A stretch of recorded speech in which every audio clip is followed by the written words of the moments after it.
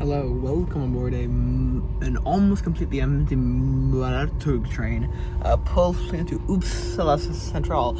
I am coming up here from Stockholm today to go read the Länna content, which may well be the most charming train line in Sweden.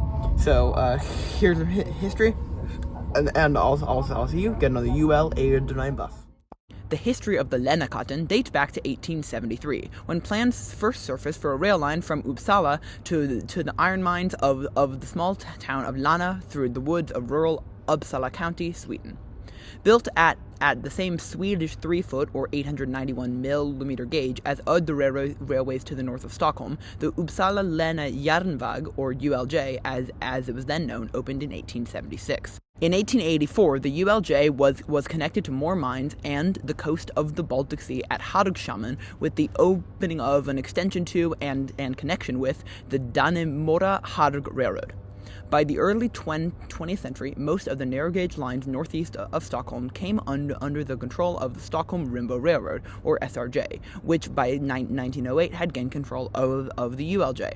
The next year, the SRJ changed its name to the Stockholm-Roslagens Railway, which, if it sounds familiar, that's because this is the same railway that preceded the Roslagsbanan, which I made a video about linked in the top right. Over the next half-century, the line that would become the Länna remained a rural branch line, kept alive by being part of an extremely expansive network of these small, rural, narrow-gauge branch lines in the Roslagen region. While some of the more important main lines were electrified during this period, the ULJ was not, and it was almost unchanged since the 19th century when it was absorbed into the Swedish State Railways (SJ) in 1951. Many surrounding branch lines were closed over the next decade, and with the cessation of passenger service on most connecting lines, service on the ULJ became a shuttle from Uppsala to Hallstavik, connecting with trains to Stockholm in Rimbo.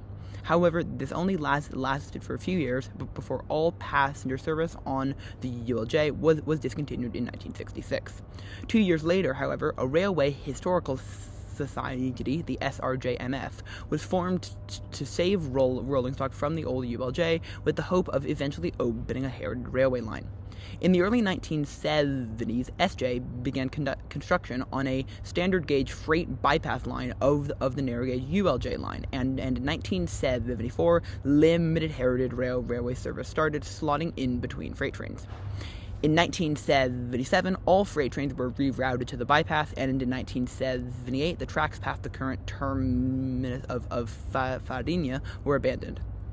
The line's longtime nickname of Länna, meaning the cat of Länna, due to the hissing sound steam engines made when passing through the town of Länna along the line, was adopted as the Heritage Railway's branding, and the line now operates heritage service largely in the summer months using a mix of vintage Swedish trains.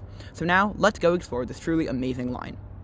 Alright, I have a gripe with UL. You can't buy tickets at the ticket office on weekends because it's closed on weekends, and so you have to use the machines, which are really hard to use. And when I tried to put it in my card, it said "card not accepted here." So I don't know how to pay.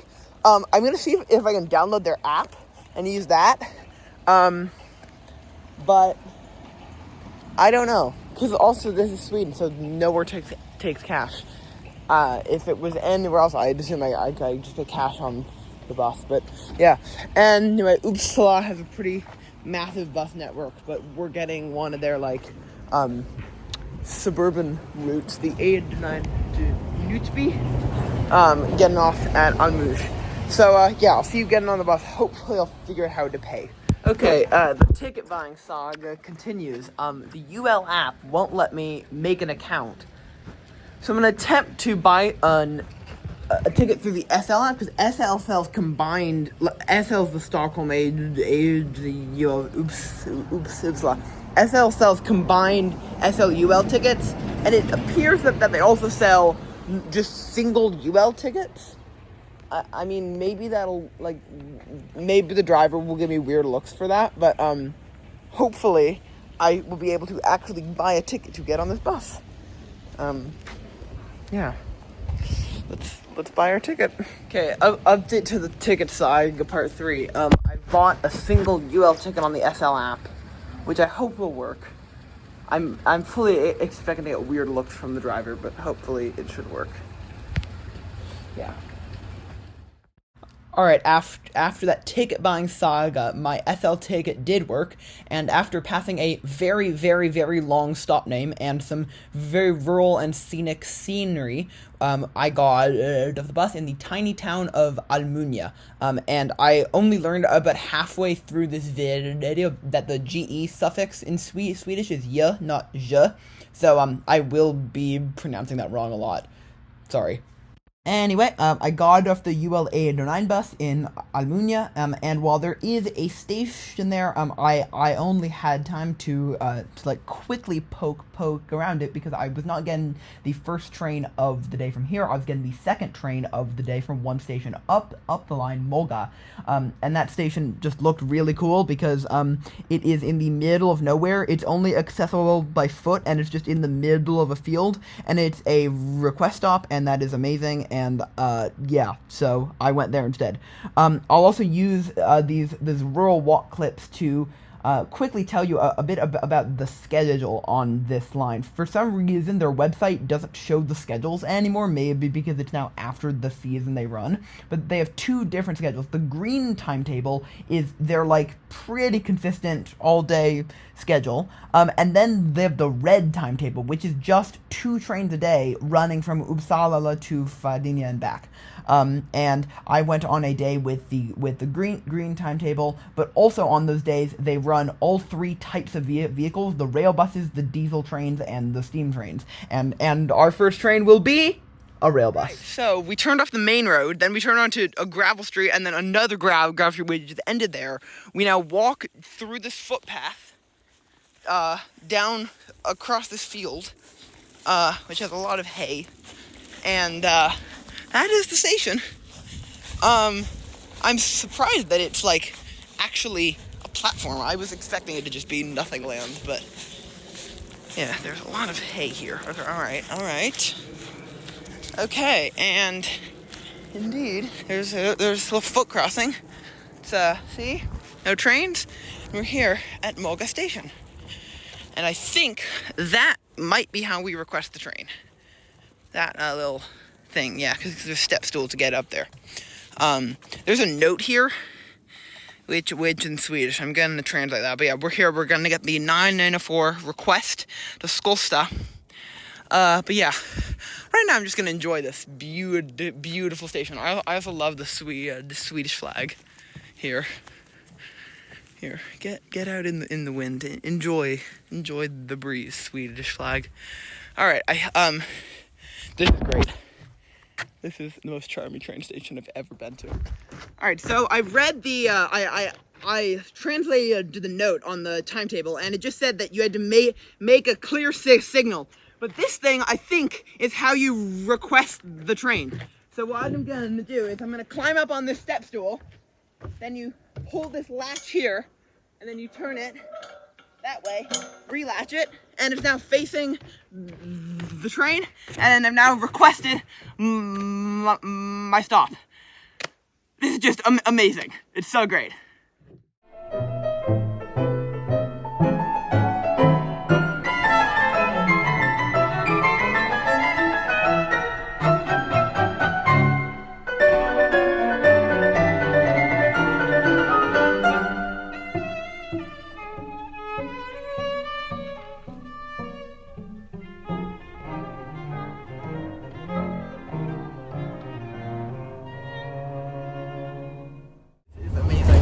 It has the best feature of any rail vehicle: openable windows.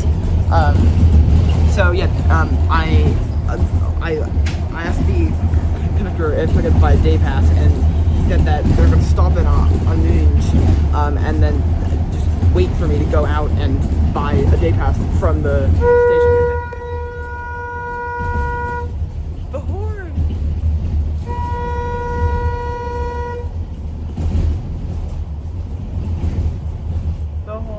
Oh, that's amazing. That is amazing. I'm so glad I filmed that. But yeah, openable windows, the best feature of any rail vehicle. There's only one other person on board aside from the conductor and driver, and yeah, it is just amazing. It's so lovely and vintage, and it's such a classic rail bus experience. Okay, the vibes are just like off the charts, amazing. It was a bit chaotic, so the conductor told me to get it off the train at Almunia and go to the station cafe and buy a day pass there. But then the train started to leave, so I ran back because I'd left my bag on it before they wait, and then I just paid in cash here for the day pass. So I have a day pass now, and it's all good. This is just incredible. And the vibes are just amazing, and the like the retro feel of these trains is great. I was going to go, and the horns are really great and retro too.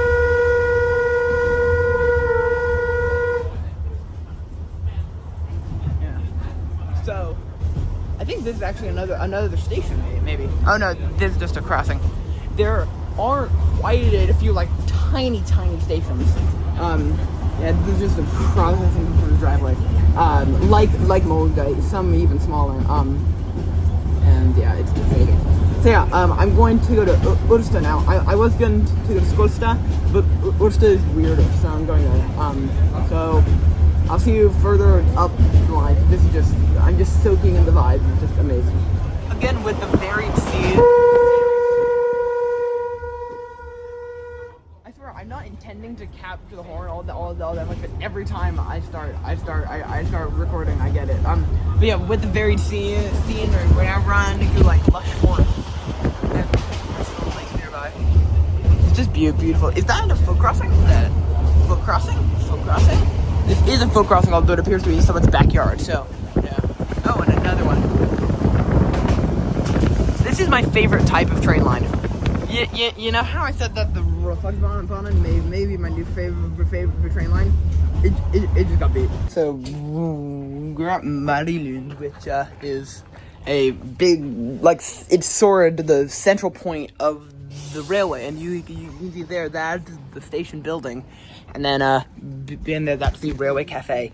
So we will be coming back here. I'll be partaking in the railway cafe, but every train has some sort of break here. On this train, it's only about 5 minutes.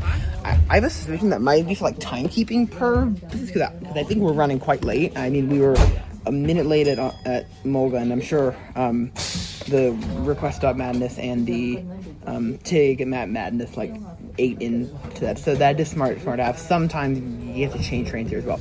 But we're now leaving Marielund, the direct train, and yeah, we continue through the rural, beautiful, scenic lands of Uppsala. This is weird. There's like a suburban development here, served by the Heritage Railway. Is this Heritage Railway oriented development? That's interesting. You know, guys, TOD, nah. It is boring. What we really need is HROD, Heritage Railway Oriented Development. Trust. You know how on the Refleksbanen did, yeah, I said, like, if this was the vibe here, we were here. We have now broken the scale, gone around, and we've gone around like 25 times. The vibes are just like, they're not even off the charts. They have exploded the charts into nothingness. That's how good the vibes are. Also, more forests.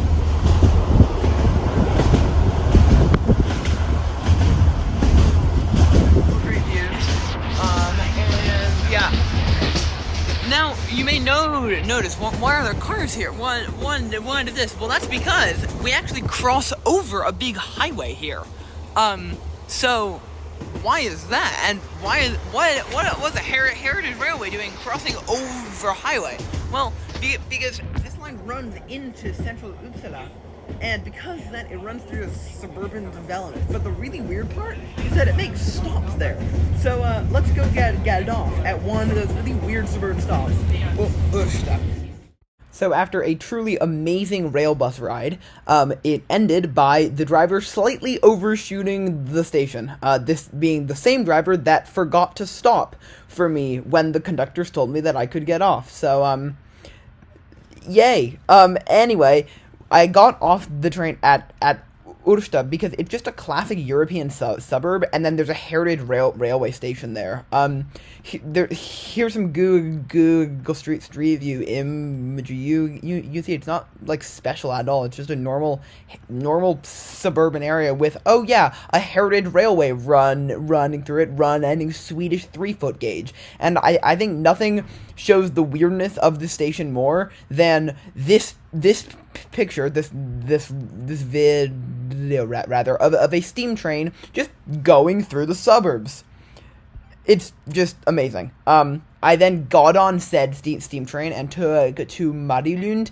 I tried to film a bit, and I did film some. Those are the clips you're seeing now. But this was the first outbound of the day from Uppsala, and turns out that it was quite popular with people, and especially people with kids. And I don't want to be a weirdo who's filming kids for his YouTube channel. So I wasn't able to film that much. But I did get it off at Marielund, so I'll see you there now. Alright, I just ate some food. I climbed back up on the steam train, which is now completely empty, to start my Marielund station with you, and just show you the interior a bit better while the trains are empty. But let's hop on down and use these wonderfully tactile doors to hop on down.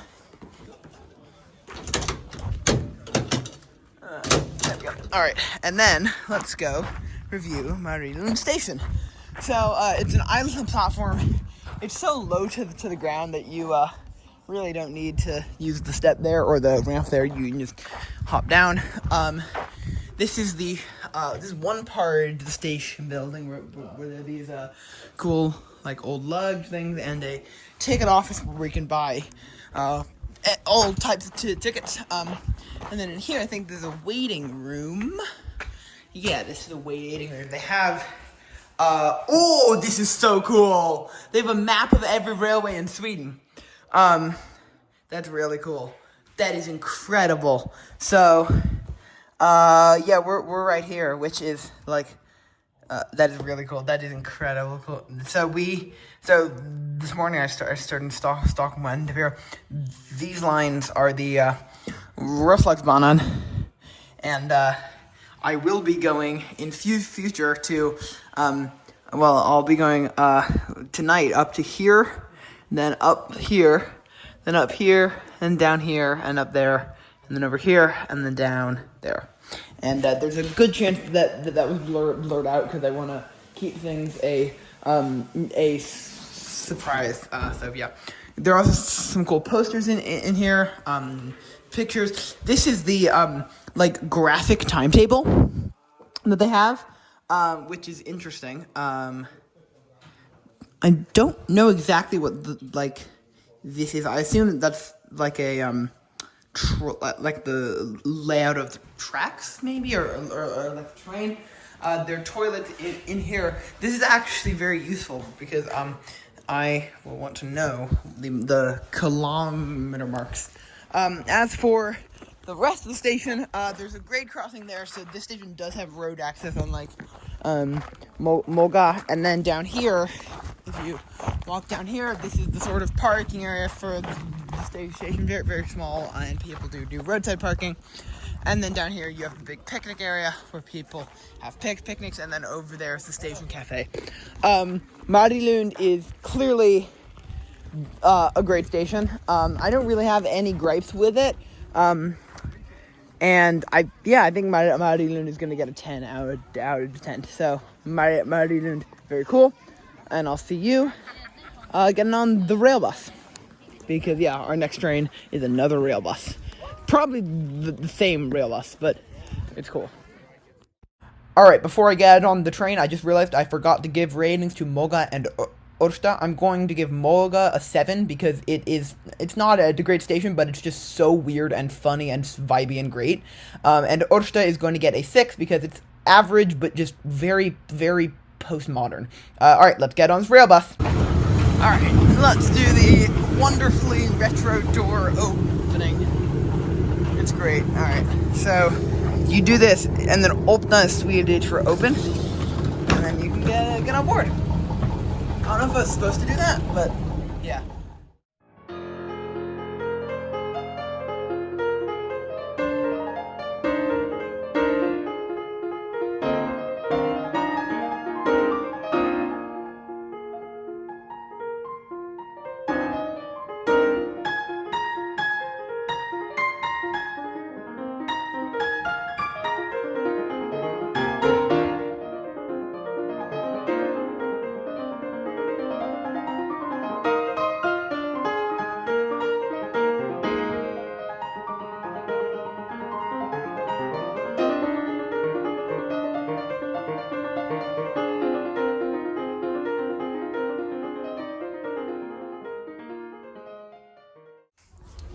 And here we are.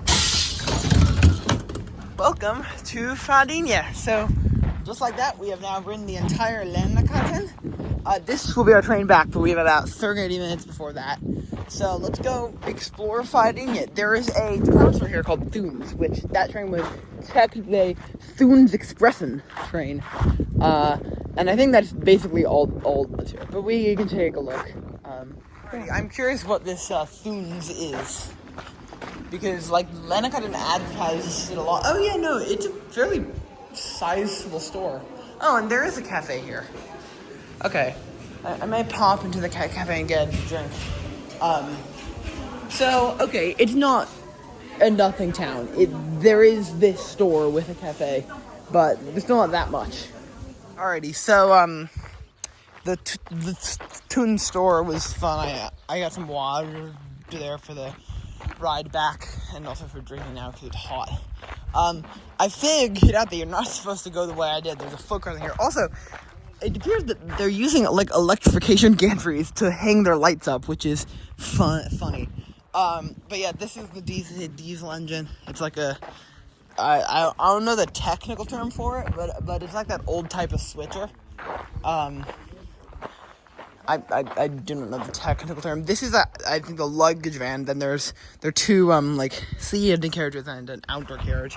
And of course we all know which carriage I'm going to be in. Of course it's the outdoor carriage. This is another one of the switches. I think they must be manual because like why else would there be like this thing here that you could turn?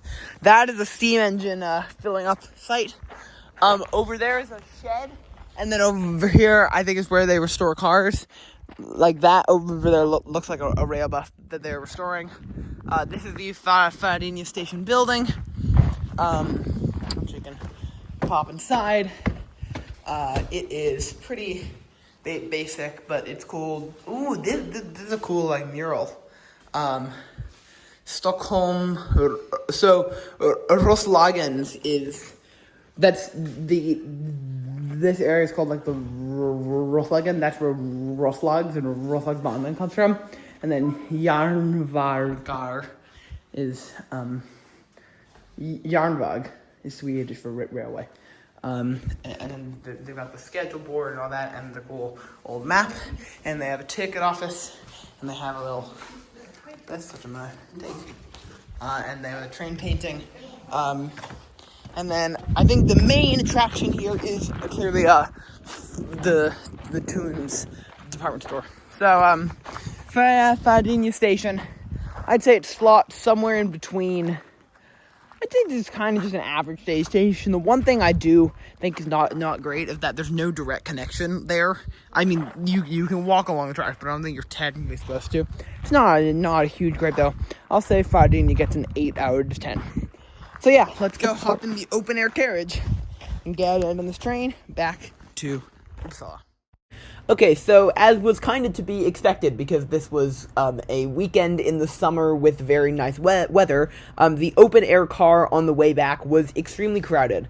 So I couldn't film all that much. The one thing that was amazing is that in addition to seats, there are like doors that didn't fully open. I didn't film it super well, but it was like a gate that you could leave open. And for the first half of the train ride, they let you leave the gate open and just hang out on the steps, which was one of the most amazing transit experiences ever.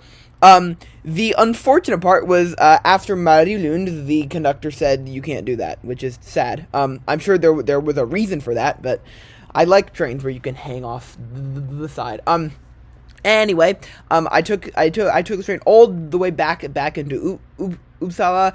My theory about the layover time in Marielund being for like scheduling purposes seems to be correct, because this train didn't have as long of a layover there, and we were about 15 minutes late into Uppsala. But it is a heritage railway, so that's not like the worst thing ever.